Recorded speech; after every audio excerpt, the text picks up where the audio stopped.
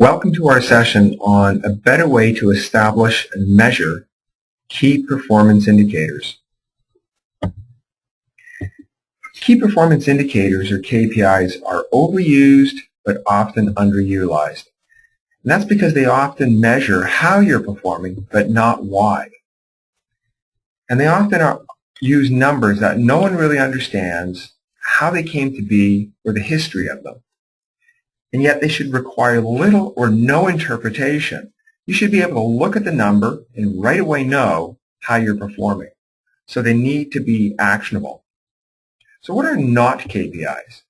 Well, a lot of people use numbers such as these: visitors, number of customers, sales revenue, sign-ups, registrations. These tell you how you're doing, but not how you got there. Or it could be top 10 lists of campaigns or pages viewed, products, downloads, customers, and so on. These are not KPIs. They simply tell you how you're doing, but not why. Instead, we need to look at the cause and effect. And we don't only want to track the effect, we want to track the cause. Track the events that cause performance. And those events exist in all kinds of actions. It could be filling in a form, downloading a document, or submitting a question. So what are great KPIs? Well, we think of these as the wrappers: the rates, averages, percentages, and ratios.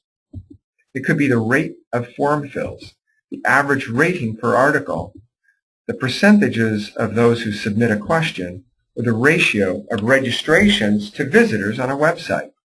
In other words, if we get more registrations, that's a good thing, but if it's in direct proportion to the number of visitors, we know it's not the website that's performing better. We simply had more volume. So we need to look at the ratio. And all of these should be looked at over time. So how are we to determine KPIs? Well, the KPI Karta is a methodology that's really a framework for deriving effective KPIs. And it helps you when you have huge amounts of information with a variety of personal viewpoints or interests, and data is subject to interpretation. The KPI Karta methodology is universally applicable. It doesn't matter of the industry, business objectives, or the organization. If we look at the KPI hierarchy of where a KPI fits in to our vast sets of numbers, we start with measures at the bottom. These are the raw numbers of data that you have in all of your reports. In other words, your reports do not contain KPIs. It's just the raw measures. As we slice and dice those numbers, we get metrics. And these are the relationships then of those measures. And it's the wrappers: the rates, averages, percentages, and ratios. And as you can imagine, you can have then an unlimited number of metrics. Some of those are important enough to tell us how our business is doing, and those are the KPIs. Critical success factors are items that are vital for a strategy to be successful. These are things you've got to do to make sure you meet your goals and objectives. And these are the high-level goals and objectives set by senior management. And indeed, this hierarchical structure follows an organizational structure. The KPI Karta, though, looks at how do we actually determine those KPIs. Because even though the KPIs can be found there in the hierarchy, that's not the way to determine them.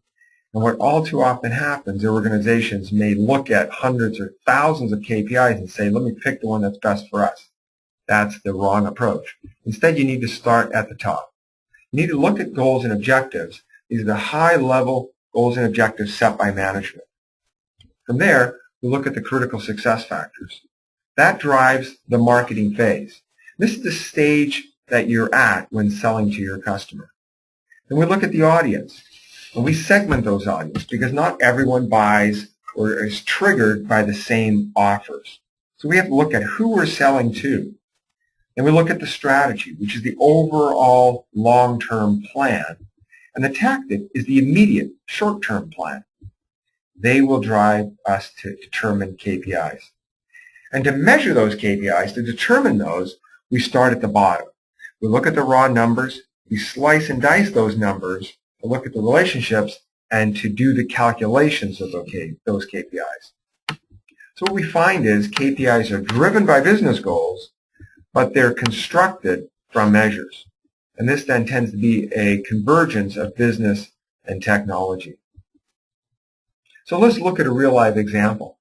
We worked with a medical publisher last year whose goal and objective it was to increase revenue. And this was something that was determined by management during their annual review when they looked at the fact that their print revenue was decreasing. Not surprising.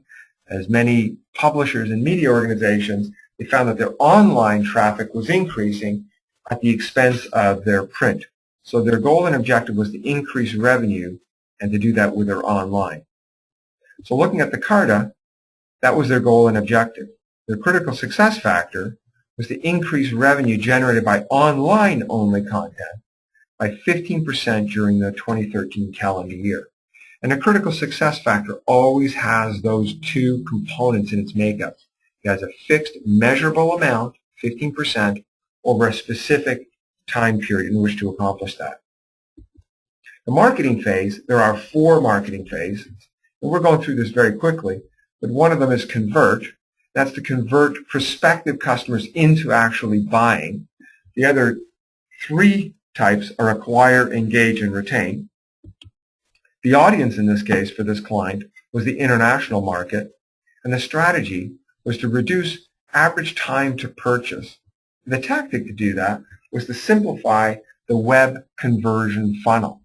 And this is, in other words, where people are coming into the buying process. They may register, they may sign up for something, they're going through the purchasing process, and you want them to complete that. And to simplify that is what they wanted to do. And so the KPIs became looking at the completion percentage of funnel starts and the percentage churn to call centers. In other words, how many people started the process and then left it to call the call center for assistance. They wanted to decrease that percentage. Looking at the measures, there are a number of different measures, including visitors, call center calls, page views, etc.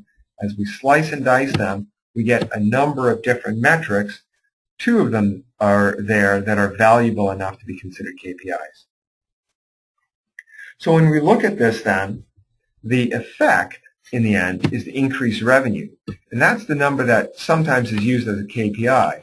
What we need to use as the KPI is this number down here, these numbers that give us the cause.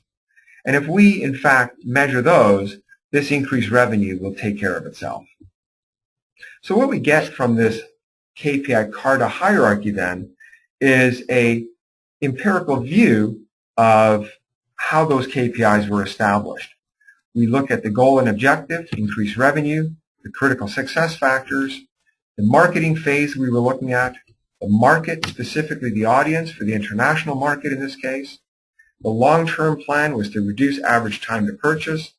The tactical plan was to simplify the conversion funnel. And here then are the KPIs. And this gives us then a hierarchical map of how those KPIs were established. And this is fantastic because it allows for everybody else to buy into the process. They understand how they were established, and even people that are doing tactical work at the lower level of an organization can see that what they're doing is contributing, and it has purpose, and it drives those high-level goals and objectives within the organization. So a good KPI must be a calculated number, one of the wrappers. It needs to be comparable over time. It needs to track events which cause performance, not just affect them. And it needs to be related to business goals and objectives. Thank you very much.